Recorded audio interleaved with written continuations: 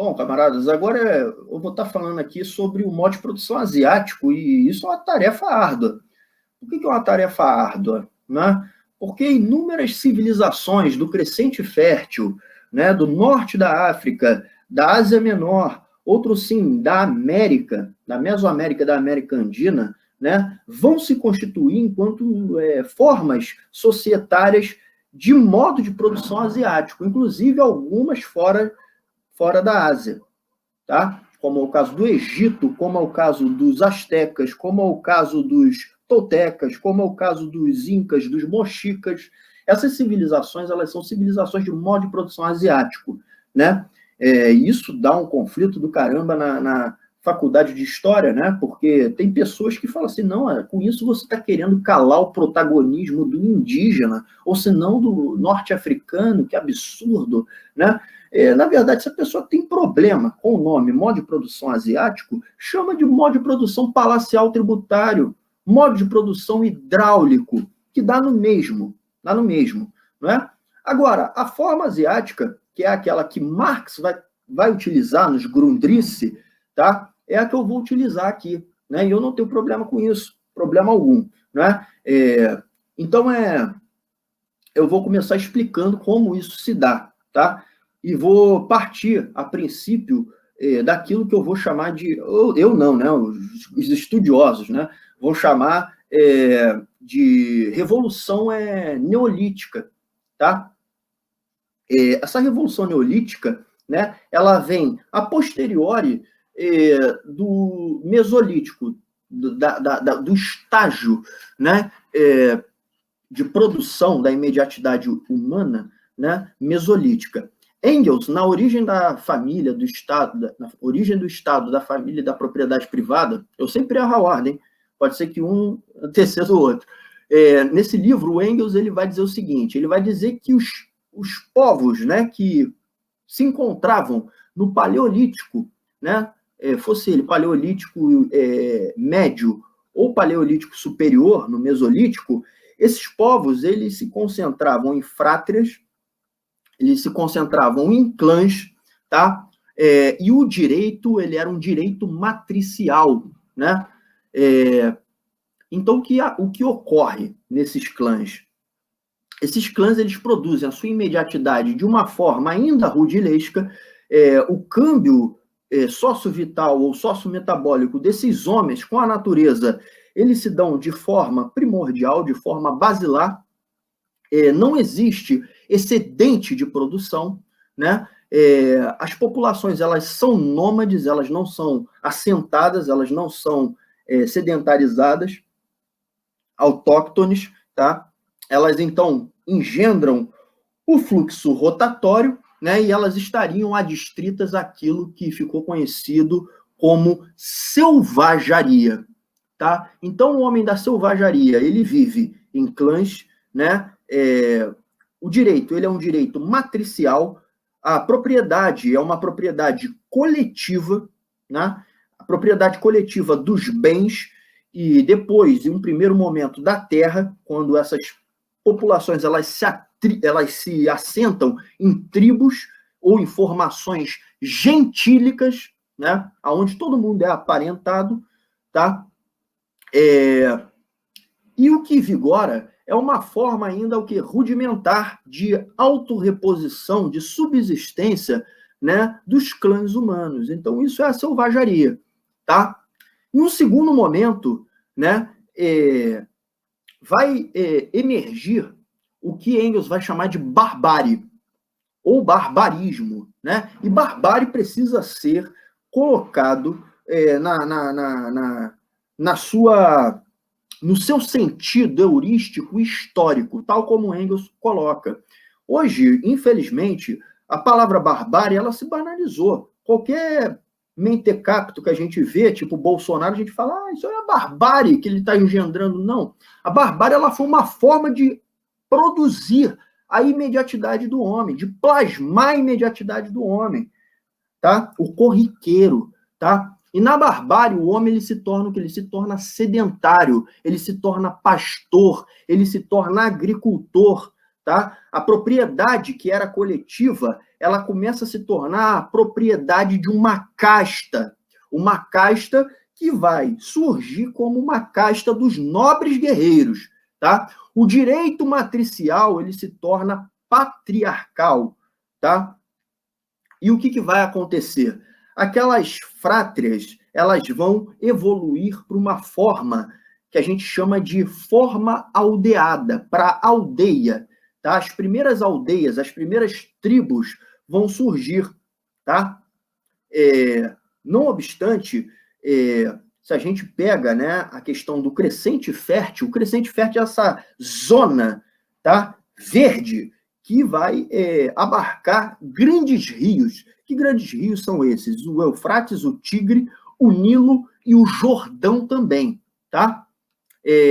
A gente pode, inclusive, expandir isso, camaradas. A gente pode ir lá para a Índia e analisar o rio Indo, o Ganges. A gente pode ir para a China e analisar a formação societária, né, as margens do Rio Azul, do Rio Amarelo. A gente pode ir para o Extremo Oriente e analisar o surgimento, né, dos primeiros nomos, né, as margens do Rio Mekong ou do Rio Tongsap, né?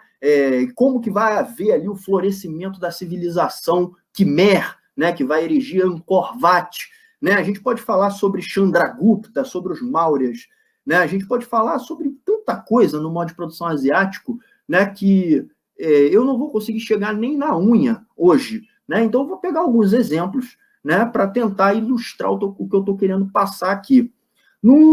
Se a gente pega o Egito, né? A gente vai ver ali o rio Nilo, tá? E ao longo do Nilo, o que vai ser constituído as suas margens é o que a gente chama de nomo, ou formação nomástica. O que são esses nomos? Esses nomos, eles são vilarejos, aldeias, né, instituídas pela figura do nomarca. O nomarca, ele, na maioria das vezes, é um homem de alta idade, tá? É um geronte, né? E por ser o mais velho, ele também exerce ele exerce o cargo de mais alta hierarquia nesses nomes. Ele é o sábio, ele é o ancião, ele é o portador, né, da ciência, é o portador da palavra, é o conselheiro, né? Muitas das vezes o nomarca, ele também exerce uma função sacerdotal, tá? Nesse momento aqui, a gente está começando a ver a passagem da religião animista para a religião zoomórfica e, mais adiante, para a religião antropozoomórfica. Aí vocês vão falar, que diabos é isso? Religião animista é aquela religião onde você anima as forças do cosmos, as forças da natureza. O rio, a chuva, o raio, né, o fogo. Porra, o fogo é importante. Por quê? Porque o fogo, ele me possibilita ver a noite, né? Se a gente voltar à Grécia, que vai ser tema de amanhã, vai ter lá o mito de Prometeu, né? O Prometeu, ele espera lá os Zeus dar uma roncada, dar uma dormida, ele vai lá no Olimpo, ó, surrupia o fogo de Héstia, e depois ele cede a sua criatura, né? Prometeu era o santo da humanidade, ergueu o homem do barro e pediu a Atena, a deusa do saber, a deusa da filosofia, para que soprasse o homem com o sopro da vida e com o sopro do conhecimento filosófico, né? E aí você vai ter aquela maravilha lá, o oikos grego surgindo, o homem fazendo peritaneu, né? Indo passear na Ágora, debatendo as grandes questões com Clístenes, Solon, né? Aí tem o Politó e Zóio, mas isso é papo para amanhã, né? Você vai ter as primeiras metanarrativas, camaradas, de cariz mitopoética, não somente no modo de produção asiático, mas outro sim também no modo de produção escravista greco-romano, lá em cima, tá? Arquiconhecida a lenda, né, de Gilgamesh. Gilgamesh, ele foi um rei sumério do ano, se eu não estiver enganado, 2300 a.C., ele governou a cidade de Eridu, na Suméria, né? E o Gilgamesh, ele é visto como um patesi, né, civilizador. Por que civilizador? Porque ele trouxe o conhecimento antediluviano. E, de fato, o conhecimento antediluviano, porque depois vai ter um dilúvio que vai inundar tudo, né? E o Gilgamesh ele vai construir uma arca, né? E ele, como um grande naturalista, vai trazer um ramo de cada planta, né? Um casal de cada animal, né? Depois os hebreus vão fazer um remake disso, né? E a gente sabe disso. Mas o Gilgamesh ele ensina os homens a ler, a escrever, né? E nesse período, né? Que é o período da transição, do lapso da Revolução Neolítica, né, para as civilizações palacial tributárias, né, vai haver a consignação de uma coisa muito importante que a gente vai chamar de escrita. Surge na Suméria, né, por volta do ano 4000, né, as primeiras cidades-estados, mas outros sim também a escrita, a primeira escrita da humanidade, que é a escrita cuneiforme. Né? Por que recebe esse nome? Porque ela era feita com cunhas em tabuletas de argila. Tá? No caso do Egito, né, o Egito ele vai ser dividido em 3 períodos. Tá? Você vai ter o Antigo Império, o Médio Império e o Novo Império. Tá? O Antigo Império, né, ele é marcado, né, por uma guerra entre o Alto Egito e o Baixo Egito, né, e por uma posição que vai oferecer uma certa perda de hegemonia do nomarca. Então, emerge nesse momento, por volta aí do ano 3100, um rei-deus, tá? Que também ele é semi-lendário, ninguém sabe se ele existiu, chamado Narmer, ou Menés.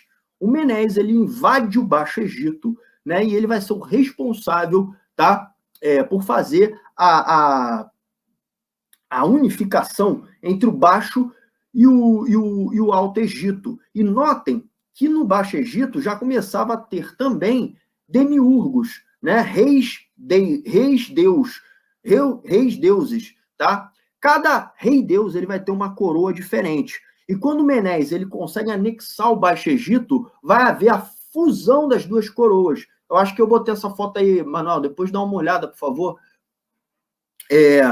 Aqui, ó, mostra a fusão, tá, do Alto Egito com o Baixo Egito, né? E aí você vai ter o traje, né, cerimonial, né? E você vai ter o traje de guerra.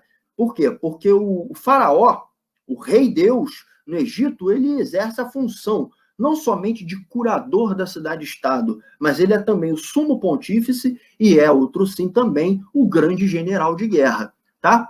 O que caracteriza o modo de produção asiático, para a gente não fugir do tema? O modo de produção asiático, ele é um modo de produção absolutamente estamental. Existe uma estratificação social profunda, tá?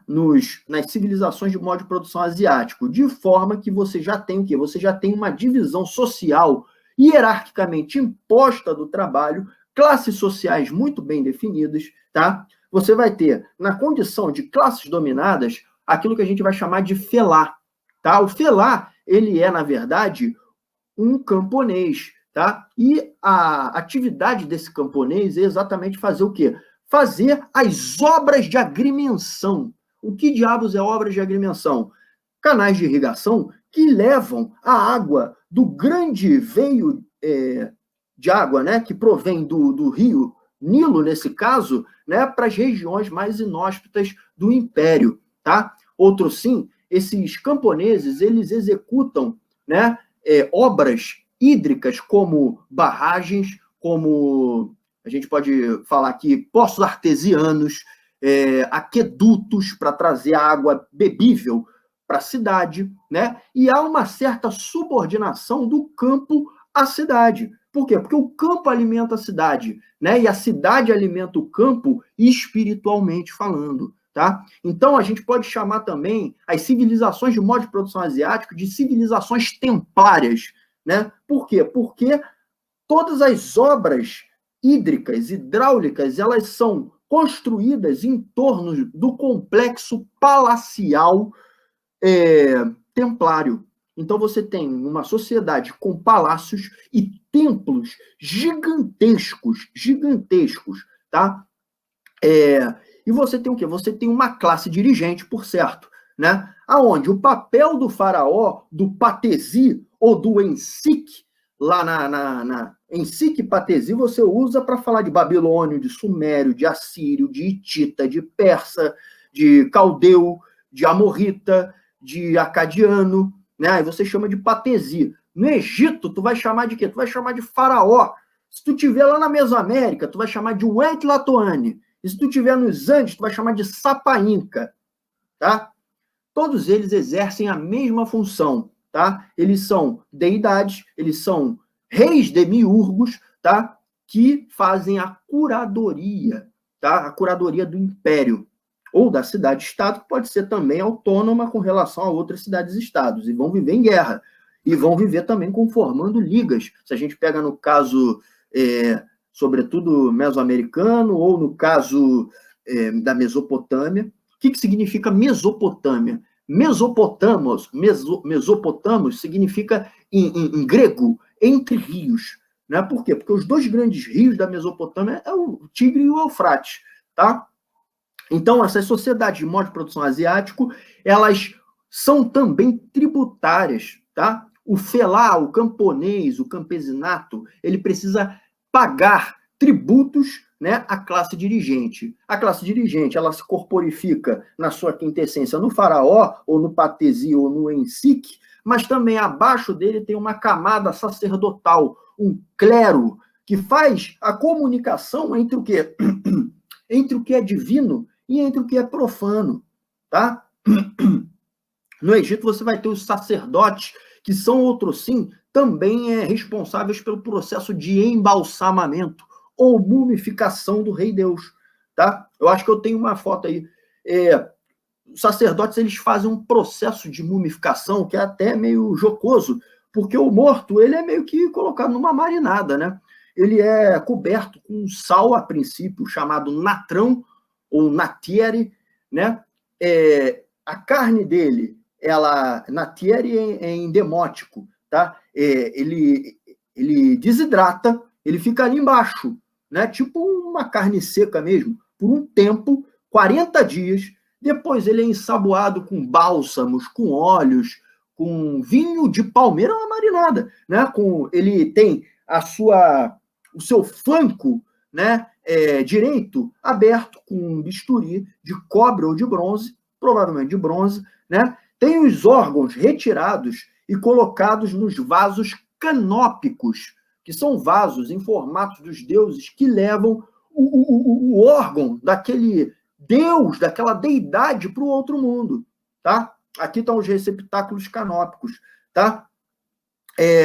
Esse cara, ele é recheado com estopa, né? Essa estopa, ela é embebida em mel, né? Ela é embebida em perfumes, né? Em óleos essenciais, né? O coração é mantido no lugar e o cérebro, ele é arrancado pelas fossas nasais com uma série de ferrinhos, né? Que dissolvem o cérebro, né? E depois esse cérebro ele é expelido pelo nariz, tá? E o cérebro é descartado. Por que eles faziam isso? Porque eles acreditavam na vida após a morte, no caso dos egípcios, tá?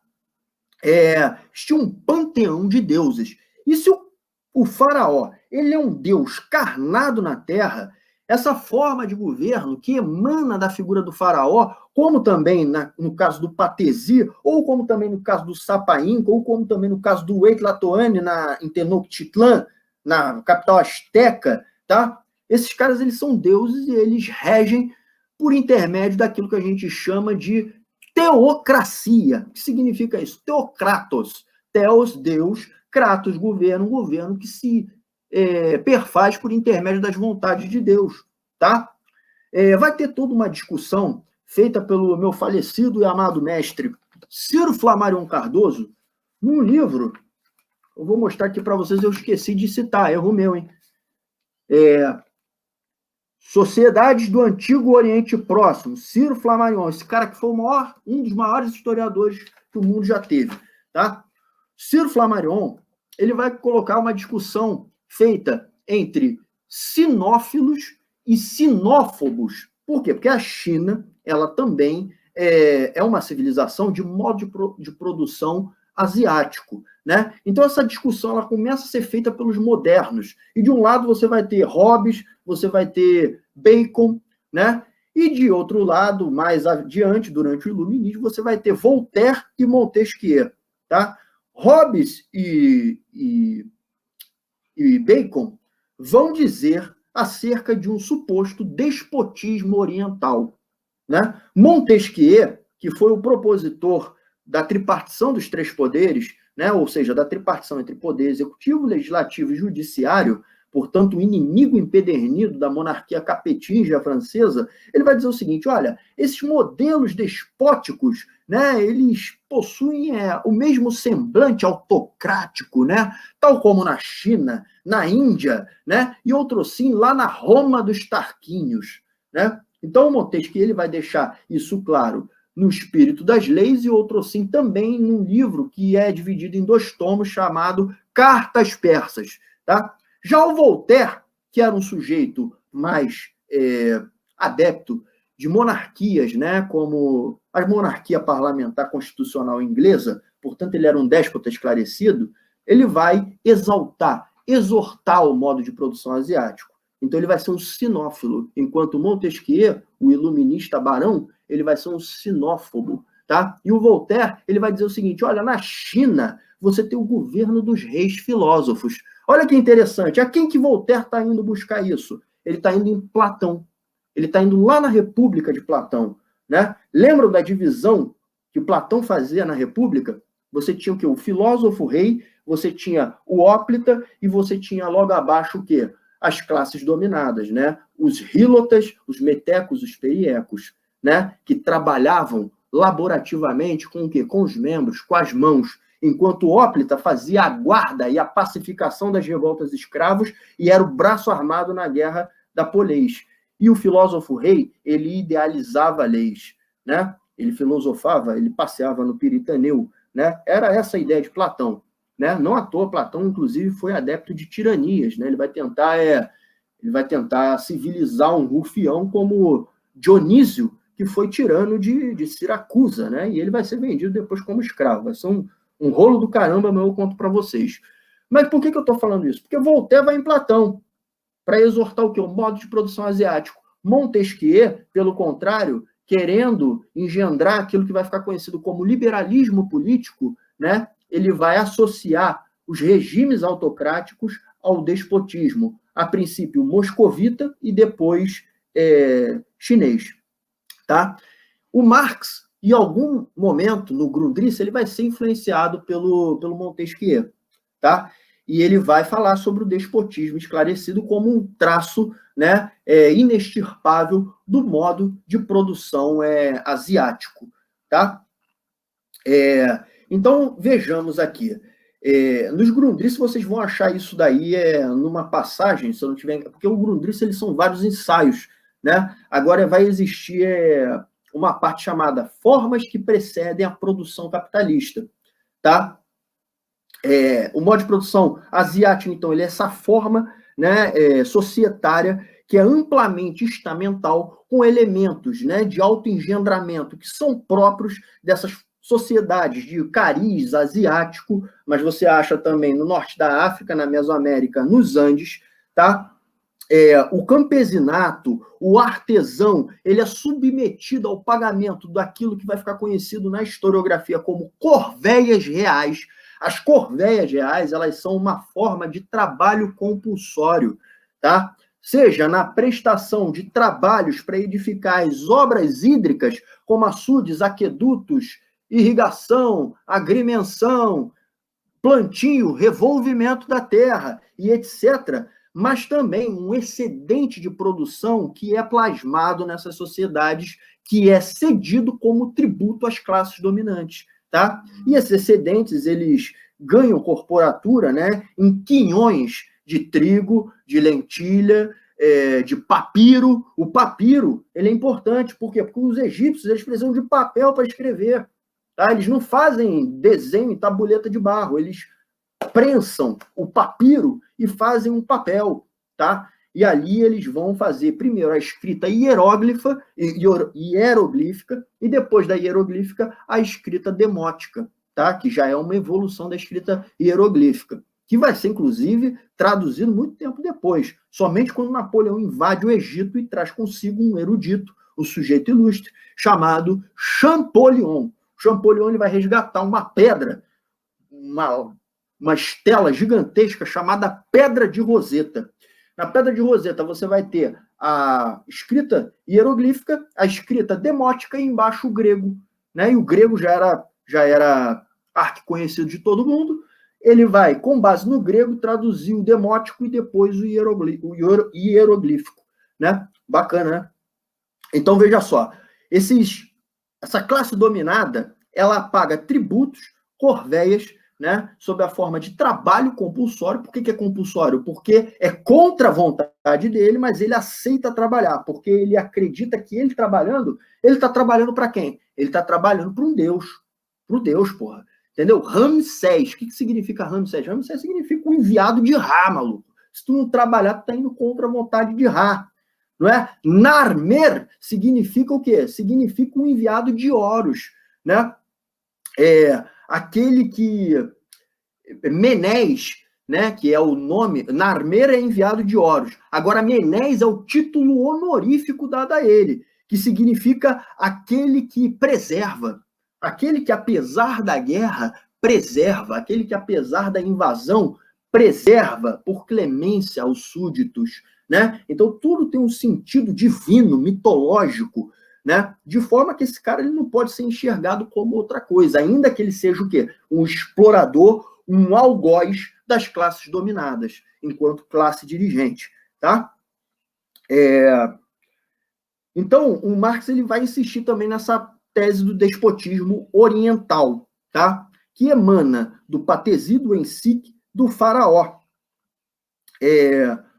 Outra questão que é muito importante salientar aqui, como que se dá a divisão, né, das classes sociais. Você tem o faraó, você tem o sacerdote, você tem o Tidjat. O Tidjat, ele é uma nobreza palacial, burocrática, por isso que essas civilizações desenvolvem a escrita. Não é porque era importante filosofar, como vocês vão ver lá os gregos fazendo, era para fazer a contabilidade do tributo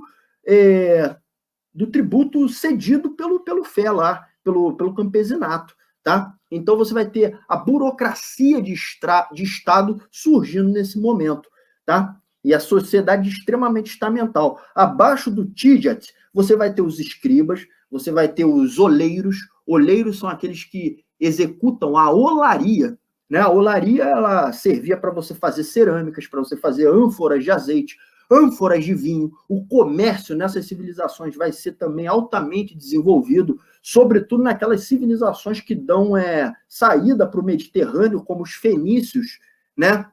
Como os egípcios também, né? Mas isso também não impede, né, dos sumérios terem sido um povo também que desenvolveu o comércio. As caravanas cortavam Ur, Eridu, Kish, Uruk, Nippur, que eram cidades sumérias. Entendem isso? E traziam não somente mercadorias, traziam também elementos culturais que fizeram parte da simbiose de povos asiáticos. Elementos, né, do Egito, elementos da Ásia Menor, elementos das terras, né, dos hurritas, né, vão se mesclar ali nos sumérios. Quando eu falar dos sumérios, vocês vão entender mais ou menos o que eu estou querendo colocar. E o que também vai ajudar muito, né, esses povos? A questão do domínio do pastoreio, tá? O pastoreio, ele é amplamente utilizado, né, por esses povos, sobretudo pelos egípcios, né? Aqui tem a imagem, né, de uma das primeiras bigas. Isso aqui é um protótipo de uma biga, mas é também o protótipo do arado, tá? O arado de quê? O arado de relha de bronze, o arado de relha de cobre, a princípio de cobre, tá? E depois do bronze. O bronze é o quê? O bronze ele é uma liga entre o cobre e entre o estanho. Aí você consegue o bronze, tá? Então já é uma evolução, né? Então, veja só, esses animais de tração, os muares, as mulas, os bovinos, eles puxam essas carroças. A princípio, em um primeiro momento, é utilizado na agricultura, tá? Na agrimensão. Em um segundo momento, ele é utilizado na guerra e depois os caras vão colocar cavalos mesmo, vão melhorar a roda, vão fazer carruagens altamente luxuosas, tá?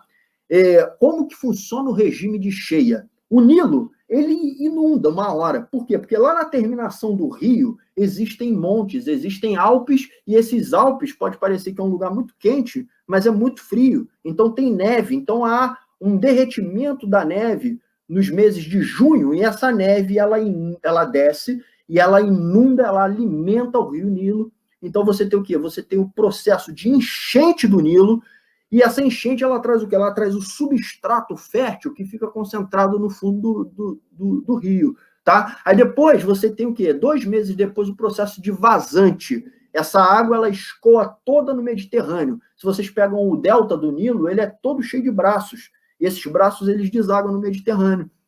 Entende? Então o que acontece? Essa terra, ela fica o quê? Ela fica altamente adubada. Deixa aí. Ela fica altamente adubada, né? E essa terra adubada é o que os egípcios vão chamar em demótico de Kemet. O Kemet significa terra negra adubada. Só que ela simplesmente adubada, naturalmente, ela não iria dar excedente de produção pantagruélicos. É necessário você fazer o quê? É necessário você arar, você revolver aquele solo ali. E aí o homem vai utilizar o metal, vai utilizar os enxós para fazer isso, né? Vai utilizar a relha do arado, vai utilizar esses animais de tração, né? Para fazer o quê? Para fazer a aragem do solo e plantar esses cereais, né? Plantar verduras, plantar o papiro, né? Isso tudo que eu falei, ó, eles vão plantar, deixa eu dar uma olhada aqui na minha cola, lentilha, algodão, as roupas eram feitas de algodão, tá? Sobretudo a da aristocracia, né? Eles vão plantar o papiro e o trigo, tá? O trigo, o Egito, durante a dominação do Alexandre e depois dos romanos, ele vai ser o celeiro das civilizações greco-romanas, né? Ali vai se produzir o grosso do trigo, né? A base da alimentação do felá, do campesinato egípcio, era o pão, né? Aí vocês vão falar, porra, tudo bem, o faraó, ele existe lá como um deus, né? Ele açoita o servo da gleba, o campesinato, o servo felá, esse servo felá, ele precisa trabalhar a contragosto, ele não se revolta, ele se revolta sim. Ele se revolta, sobretudo, na época de sucessão dinástica, porque o poder, ele é transmitido de pai para filho. Então você tem o quê? Você tem as dinastias, né? Então você tem um dirigismo estatal, as formas de propriedade nesses impérios, existem 3, né? E se você pega Surret Canale, que é um autor marxista, ele vai dizer que são o embrião da propriedade privada. Então, existem em forma de propriedade real. Essa propriedade real ela é cedida, as melhores terras, aos tídiates, aos sacerdotes. Então, você tem uma propriedade nobiliárquica e você tem as terras agricultáveis, onde são necessárias obras de agrimensão, obras hidráulicas, né? Que são terras coletivas, aonde o servo ele tira um quantitativo para sua automanutenção, para sua subsistência, né? E o grosso do que é produzido é cedido sob a forma de tributo, tá? A quem? Aos funcionários palaciais do faraó. Então, por isso que vão chamar os autores marxistas, não Marx, né? A historiografia marxista vai colocar isso como dirigismo estatal, né? O Estado é tudo e ele, por vezes, se confunde com o déspota, com o faraó, com o patesi, com o ensique, por aí vai, tá? Deixa eu ver aqui o que... o Nilo, ele vai se chamar também Iteru, né? Em demótico, né? Então, quando o rio ele engendra essas enchentes, é óbvio que aquilo ali destrói as casas, né? As habitações, sobretudo remanescentes do período nomástico, né? mas os felais, os camponeses, eles veem aquilo ali como uma dádiva de Deus, dos deuses, né? Ísis está abençoando os egípcios, né? Que era uma deusa associada à fertilidade, né? Essas civilizações, elas são politeístas também. O que significa isso? Cultuam muitos deuses. Existe todo um panteão de deuses, né?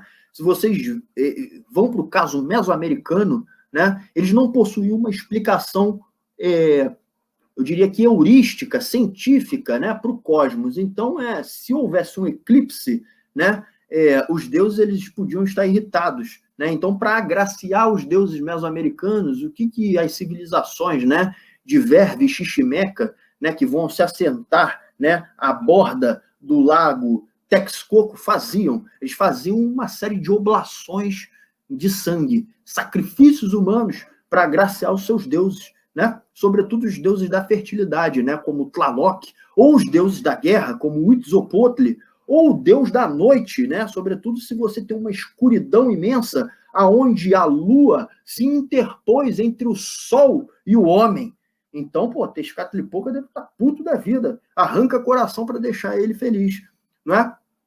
Os espanhóis, quando chegam, né, em 1519, eles vão fazer. É claro que os relatos espanhóis são horríveis, são abarrotados de etnocentrismo, mas eles vão fazer um relato, Cortés, nas cadernetas de campo do Cortés, ele vai dizer que os astecas sacrificaram mais de 20 mil tlaxcaltecas. Os tlaxcaltecas eram uma cidade, Tlaxcala era uma cidade rival de Tenochtitlan, né? Se interpunha ali, se contrapunha, na verdade, a tríplice aliança, né, formada por Tlacopan, Texcoco e Tenochtitlan. Né? Então, uma das formas para você mostrar o domínio era você cobrar um tributo de sangue, um quinhão de sangue, de pessoas para serem sacrificadas nos teocalhos. Né? O despotismo, né, asteca, ele tinha esse traço. Né? O quinhão, o tributo também era um tributo de sangue, não era só um tributo de obsidiana, de cacau, né, de abóbora, de milho, né, de abacate, de pedras preciosas, de ouro, né? Era também um tributo, um quinhão de sangue, que o Calpuleque, o habitante dos Calpules, tinha que fornecer. Né? Falando um pouco dos astecas e da Mesoamérica, Manuel, coloca aí, por favor, naquela imagem de Tenochtitlan. Olha só Tenochtitlan. Não é um rio isso aqui é um lago, é o Lago Texcoco. Né? Mas Tenochtitlan é uma cidadela anfíbia, porra. É uma civilização hidráulica, os astecas, né? Então você tem aqui pontes móveis, você tem terraços agricultáveis, né? Que são as chinampas. O que eram as chinampas? As chinampas, elas eram trançados, verdadeiras tapeçarias trançadas de junco, né? Aonde se preenchia aquilo ali com substrato fértil do fundo do lago e também com o excremento seco de animais e do homem. Né? Então, isso daí, mais tarde, a geografia vai chamar de agricultura de jardinagem, aquela que utiliza o próprio esterco ou o próprio excremento dos homens, né, dos habitantes da cidade-estado, como fertilizante. Né? Então, você tinha banhos públicos, né? Você tinha praças, você tinha plazas, né? Você tinha obras hidráulicas que traziam água bebível, né, das montanhas, do Planalto mexicano. Né? Essa série de aquedutos, inclusive, vai ser erigida por volta do século XV por um rei, que era um rei, inclusive, de Texcoco, não era um rei de Tenochtitlan, chamado Nezahualcoyotl. Em Nahuatl, o coiote que jejua, né? O grande coiote que jejua. Né? Então, o Nezahualcoyotl era um rei arquiteto, compunha poesias, escrevia obras filosóficas, né? Isso tudo foi destruído quando os espanhóis tomaram a cidade, né? Infelizmente, mas o rei arquiteto ele projetou uma série de aquedutos, né? E obviamente quem trabalhou nisso, o Macerhuali ou Macerhualtin. Macerhualtin ele era uma forma de campesinato mesoamericano, né? Que também dispendia uma forma de trabalho compulsório servil nas chinampas, plantando, tá? Para agraciar os deuses, o rei Deus, e também a nobreza jaguar e a nobreza águia, que eram os guerreiros astecas, né? Que vai ter um nome especial chamado Caipisque, né? Os astecas possuíam instituições de ensino também, instituições públicas e instituições voltadas à nobreza, né? Por exemplo, você tem o Calmecac, você tem o Teopocali, você tem o Cuicacali. O Cuicacali ensina canto ao filho da aristocracia, né? Para que ele cante, para que ele filosofe. Ensina também a astronomia, ensina as ciências da cura, né? O Calmecac, ele forma a elite sacerdotal, né? E o Teopocali forma os guerreiros. Inclusive os Macerrualtens, eles passam pelo Teopocali para saber guerrear e saber plantar. Eles precisam saber se autorrepor, mas outros sim precisam também guerrear nas guerras, né? Então, diferentemente das civilizações da Mesopotâmia e da civilização do Egito, né, os astecas eles têm um programa, sobretudo, de ascensão verticalizada. O Macerrualten, se ele vai para a guerra e ele captura um inimigo, para esse inimigo ser sacrificado nos teocales, que são os templos, ele ganha uma divisa, né? E ele pode chegar à nobreza, ele pode se tornar um nobre, né? Então você vai ter ali a figura do Tlatoani, você vai ter o Cihuacatl, que é o sumo sacerdote. Abaixo você vai ter os sacerdotes, né, do panteão de deuses asteca, o sacerdote de Quetzal e o sacerdote de Tezcatlipoca, o sacerdote de Huitzilopochtli, por aí vai. Você embaixo tem uma nobreza guerreira e abaixo você tem os servos e os escravos. Eu não falei dos escravos, essas civilizações de modo de produção asiático também escravizam. O Egito escraviza também, mas a forma de trabalho compulsória prevalente no modo de produção asiático é a servidão. É a servidão. Nas terras do quê? Nas terras reais, tá? E essa prestação de corveias, né, que é uma prestação de trabalhos para urdir as obras hídricas, né? E possibilitar o quê? Excedentes de produção gigantescos, vastos, tá? Ainda que seja um modo de produção primitivo, primevo, basal do capital. É primitivo, tá? Mas você já tem o quê? Você já tem circulação de excedente, você já tem comércio, você já tem uma produção que permite suprir em luxúria uma elite, uma classe dominante, uma classe dirigente, tá? E você tem um brutal sistema de tributação, tá, sobre os dominados, porque muitas dessas civilizações vão ser civilizações imperialistas, tá? Para terminar aqui a minha fala, eu vou citar o exemplo sumério.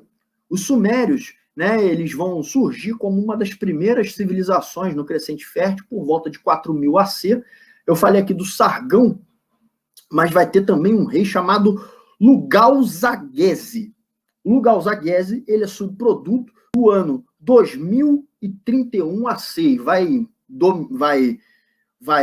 aliás, 2074 AC e vai governar 30 anos, tá? Lugal-Zaghese, ele é um cara que vai conseguir unificar, né, por um curto período de tempo, as cidades sumérias. Que cidades sumérias eram essas? Ur, Eridur, Kish, né? E nesse momento os sumérios eles vivem em um antagonismo com um outro povo, né, que desce das montanhas, chamado acadianos. Os acadianos eles vão inchando as cidades sumérias até que tem um momento que a coisa se torna insuportável. Você passa a ter tanto acadiano quanto sumério na cidade. Então, o Lugal-Zaghese ele vai instituir uma corte palaciana acadiana, né? E os acadianos são um povo guerreiro. Os sumérios são um povo científico, um povo astronômico, um povo que elabora, né, uma tecnologia de agrimensão, um povo que tem escritos religiosos e que tem a escrita. Então, os sumérios, isso é um termo ruim, né, mas é um termo que a própria historiografia marxista utilizou. Os sumérios, eles civilizam os acadianos. E os acadianos, eles trazem consigo o quê? Eles trazem consigo o potencial belicista e trazem também o ferro. E o ferro era importante, por quê? Porque o ferro ele é menos maleável que o bronze, entendeu? Uma lança de ferro ela é mais possante do que uma lança de bronze. Uma relha feita de ferro ela danifica menos do que uma relha feita de bronze para arar o solo, né? Então, esses povos da montanha, eles trazem uma nova tecnologia bélica, tá? O mesmo vai ocorrer no Egito quando os Hicsos invadem o Egito. Eles vão trazer os corcéis, eles vão trazer as bigas melhor acabadas, eles vão trazer o ferro, eles vão trazer uma forma de administração palacial diferente. Os Hicsos vinham, inclusive, do Oriente Próximo, né? Eles não eram oriundos do norte da África, né? E vai ser todo um problema para você reconquistar aquela terra ali que os Hicsos vão se apoderar, no caso egípcio. No caso sumério, né? Essa forma, né, de curatela do patesi sumério, né, vai fazer com que os acadianos eles também comecem a ter seus líderes próprios que também reclamam uma origem divina, né? E nesse momento vai surgir a figura de Sargão, cara. O Sargão, ele vai insuflar os acadianos contra os sumérios e ele vai vencer os sumérios numa grande batalha e vai colocar o rei Lugal-Zaghese numa coleira, né? E o Sargão ele vai erigir um império, que vai ser o Império Acadiano, que vai desde do Elão, ali do lado do Golfo Pérsico, até o Mar Mediterrâneo, até as cidades hebraicas daquela época ali, né? E os hebreus eles começam a ser escravizados nessa época, vão ser várias as diásporas hebraicas, né? Babilônica, assíria, egípcia, né? Eles vão ser feitos escravos várias vezes, né? Mas o Sargão ele vai engendrar essa forma de império militarista, que depois vai ser reapropriado pelos assírios. Não à toa, o Império Neo-Assírio, já lá do século VIII AC, ele vai se colocar como um Império Sargonida, né? Então você vai ter a figura do Tiglat-Pileser III. Tiglat-Pileser ele vai ter 2 filhos, Salmaneser V e o Sargão II, né? E o Sargão ele adota esse nome por causa do Sargão I, que está lá no século III, né? AC, que não tem ligação nenhuma, né? Mas por quê? Porque os assírios eles também eram uma civilização imperialista. O Império Assírio vai ser um dos impérios mais poderosos da Mesopotâmia, só vindo a ser superados, né, pelo Império Persa, né?